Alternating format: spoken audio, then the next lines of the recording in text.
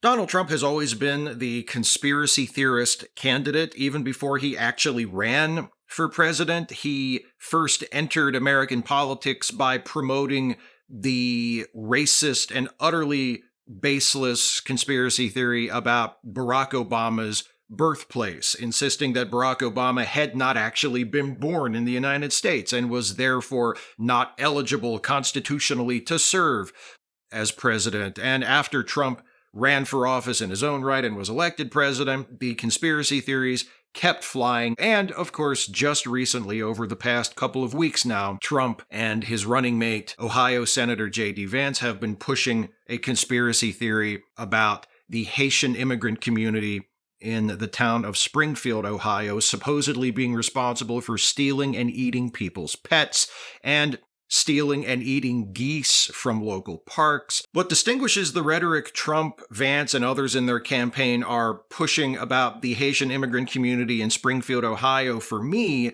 is that we are actually getting to see a conspiracy theory be created in public in real time, and we can observe the various lapses in logic and dishonesties and misinterpretations and selective editing and selective picking and choosing of facts that go into creating a conspiracy theory. For example, this past weekend, J.D. Vance appeared on some Sunday morning talk shows where he was challenged on his continuing insistence that Haitian immigrants in Springfield are stealing and eating people's pets. He was told point blank that local officials in Springfield have investigated this and they find no evidence that this is happening. This is a debunked claim. It's not true, according to local officials who are there and have looked into it themselves. And J.D. Vance did not move from his insistence that this is still happening. And what justification did he offer? He said, "I'm just sharing concerns from my constituents.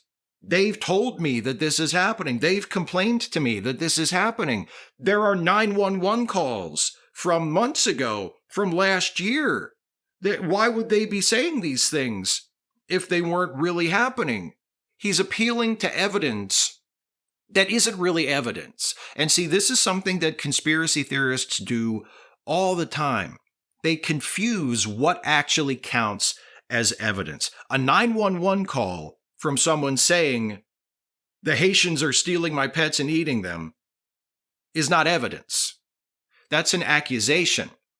Now, that should be the impetus for an investigation. Like if someone calls 911 and says people are stealing my pets and eating them, that sounds pretty serious. The authorities should look into that. And that's exactly what happened. And they discovered that this was an erroneous accusation. We've seen this happen in conspiracy theories before. A not super recent, but relatively recent example of this, and a really horrible, tragic example, is the conspiracy theories that grew up in the wake of the Sandy Hook shooting in December of 2012. Obviously, the most infamous of the Sandy Hook conspiracy theories, the one that was promulgated for years by Alex Jones, among many others, but Alex Jones was the most prominent and influential of the conspiracy theorists pushing this narrative about Sandy Hook, was that there actually was no shooting. Nobody died. The entire thing was a false flag crafted and perpetrated by the government to create a pretense for stricter gun control legislation. And actually, the whole thing was fake. That's the most well-known Sandy Hook conspiracy theory. And obviously, that's completely false. And it's a monstrous, horrible thing to say. And it has led finally to the ruination of Alex Jones's career, and the only problem I have with that is that it didn't happen 20 years ago.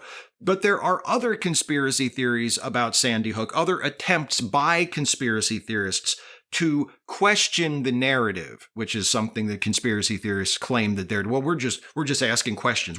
We just doubt the official narrative. That's all we're doing. And many of these sort of smaller scale conspiracy theories that attempt to just poke holes in the official record of what happened at Sandy Hook will point to things like inconsistencies in the early reporting as to what actually happened at Sandy Hook. And that is true. There are a lot of inconsistencies in the early reporting of Sandy Hook. The name of the shooter was gotten wrong. There were some outlets that reported that it was actually the older brother of who turned out to be the actual shooter. There were mistakes made as far as what the Sandy Hook shooter's connection to the school was, when his mother was killed, if his mother was killed, how many students and teachers were killed. There were a lot of inconsistencies, and a lot of the very earliest reporting on Sandy Hook did get some pretty important things wrong. Now, some of these conspiracy theorists look at that and they see that as evidence of a cover-up. They're still perfecting their narrative. See, this is evidence that there's a big hoax being perpetrated on the American people here,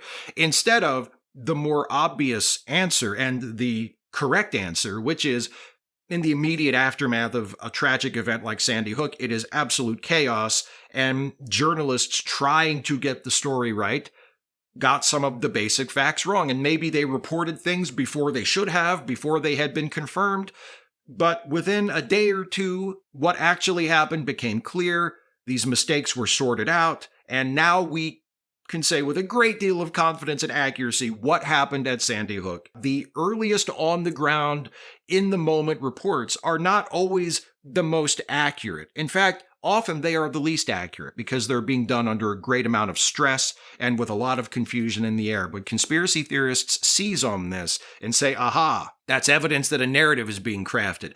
That's evidence that they're making it up as they go along, or they're trying to get their story straight. And we see that with the reliance on early eyewitness testimony and early 911 calls and things like that in this Haitian community eating dogs and cats in Springfield story.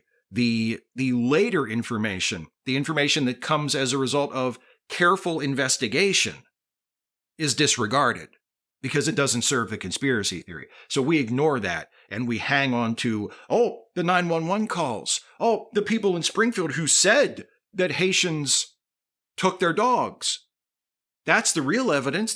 What about that? You can't refute that. And they ignore the fact that it's already been refuted. This is a story from the Wall Street Journal, published earlier today, as I'm shooting this video, in fact, September 18th, by Chris Marr, Valerie Bauerlein, and Tonnell D. Hobbs. And in this story, which carries the headline, How the Trump Campaign Ran with Rumors About Pet-Eating Migrants After Being Told They Weren't True, there is this paragraph, quote, a Vance spokesperson on Tuesday provided the Wall Street Journal with a police report in which a resident had claimed her pet might have been taken by Haitian neighbors.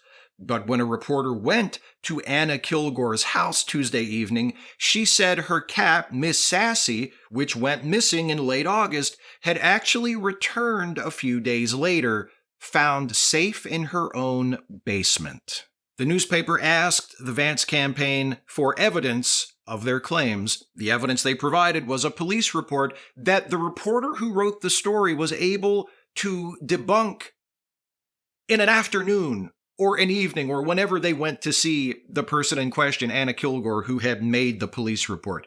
And we know now that Haitians did not steal her cat. In fact, her cat probably didn't go anywhere. Her cat was in the basement. Her cat was just hiding. And she thought that, of course, her Haitian neighbors had taken her cat, because, by the way, Anna Kilgore is a Trump supporter, and she just assumed that her dark-skinned Haitian neighbors had stolen and eaten her cat. Here's another example. You've seen this picture shared around on social media a whole bunch, I'm sure. A black man photographed walking on a sidewalk carrying two apparently dead geese in his hand. This has been cited as evidence that, see, here's a Haitian guy carrying geese. Look, where'd he get those geese from? Did he steal those geese from the park and he's going to take them home and eat them? See? Photographic evidence. Photographic evidence of what, though?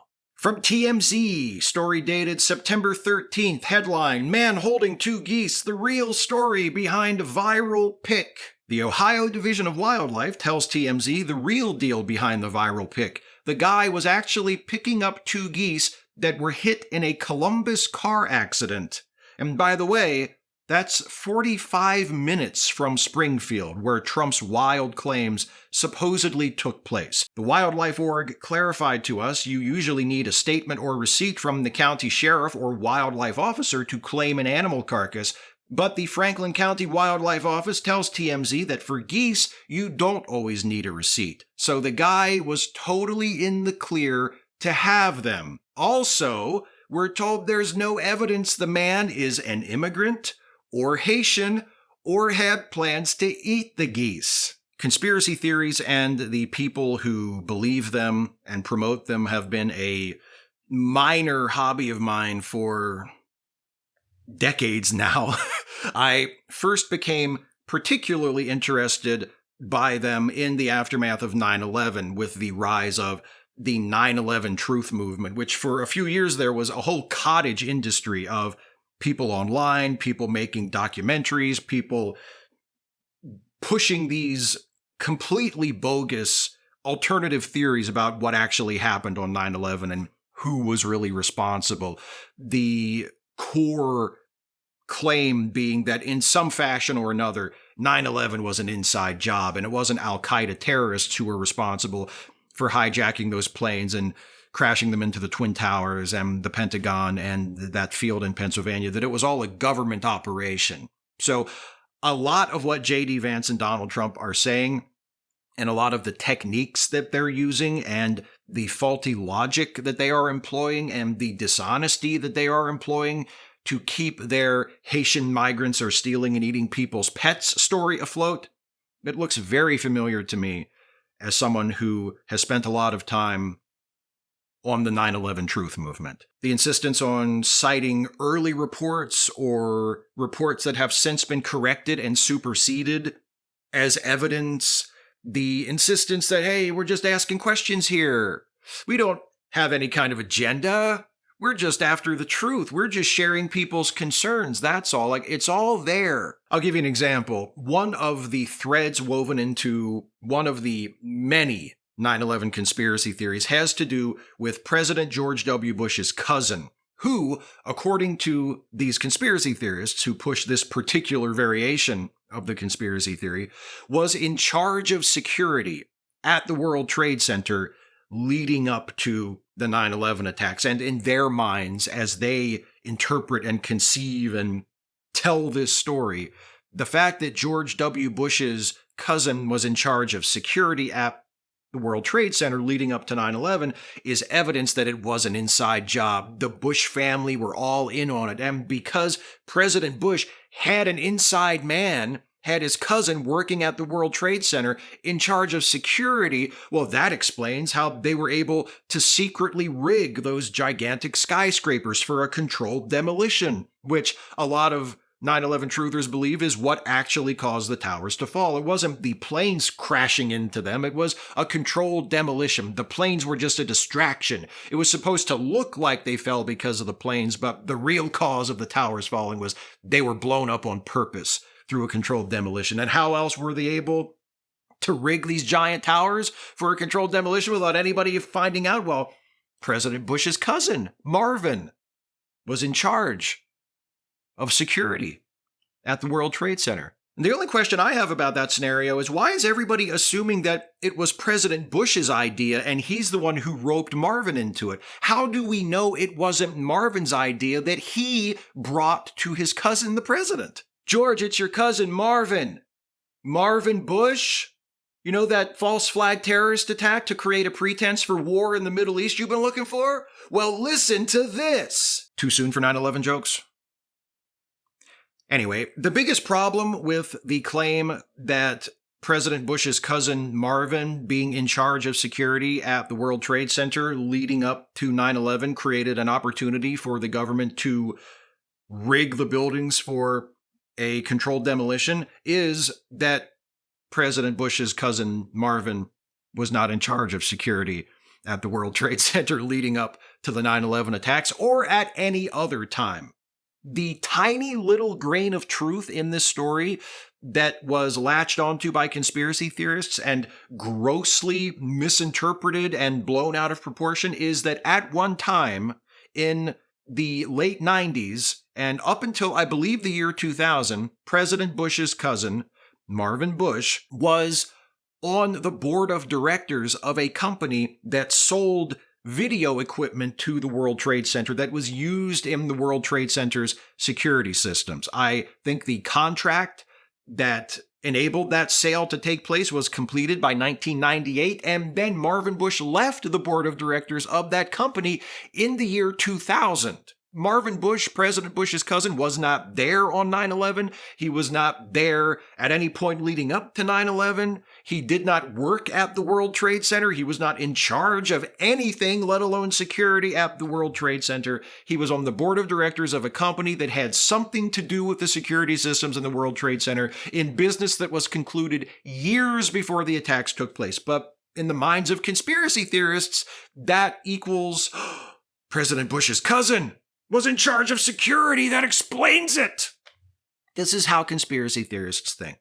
This is how Donald Trump thinks. Donald Trump is the conspiracy theorist candidate. J.D. Vance is his conspiracy theorist running mate. And they're going to continue to push these narratives no matter how often the media debunks them, no matter how often doofuses like me with YouTube channels come on here and debunk them. It doesn't matter to them, because they're not talking to people like us. They're talking to the rubes in their base. They're talking to the people in their target audience who they know aren't going to bother to fact check most of this stuff because it's going to fit into the box in their heads that says foreigners are bad, people of color are bad, immigration is bad, immigration is a threat to our nation, immigration is poisoning the blood of our nation, as Donald Trump himself has said on television.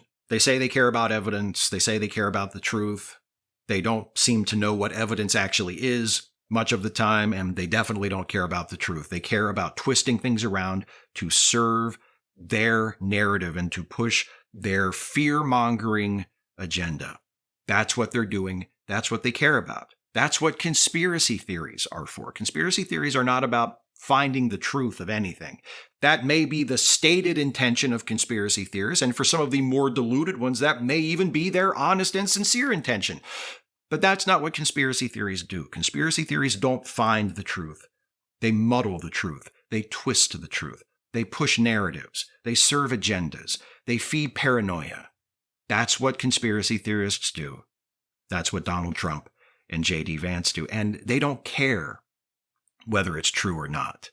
They could be debunked 1,000 times. You could show J.D. Vance a list of irrefutable evidence that proves that there is absolutely nothing to this Haitian immigrant cat-stealing deal.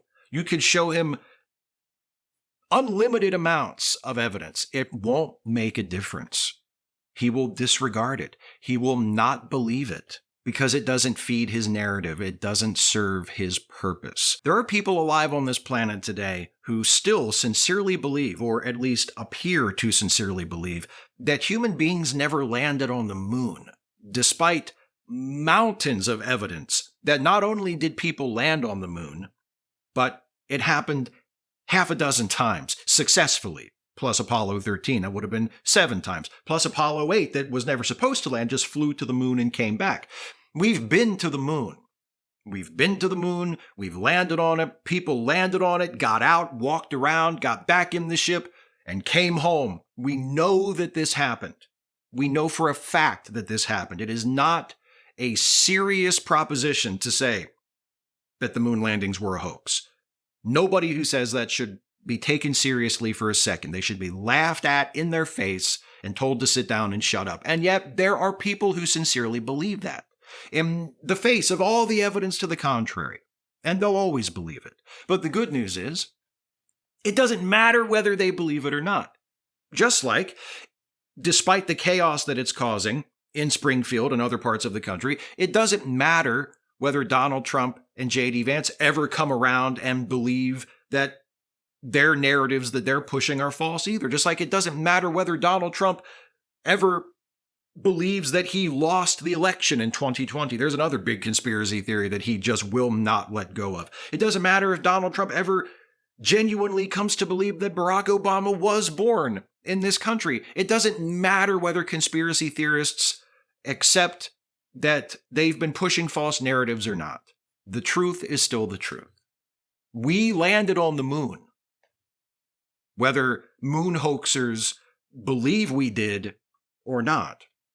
Donald Trump lost the 2020 election, whether he believes he did or not. And if we all do our jobs in the next couple of months, on November 6th, Donald Trump is going to wake up to the fact that he lost this election. If we do our jobs on November 5th, that's what Donald Trump is going to wake up to on November 6th. And it's not going to matter whether he believes it or not. He's going to have to live with it.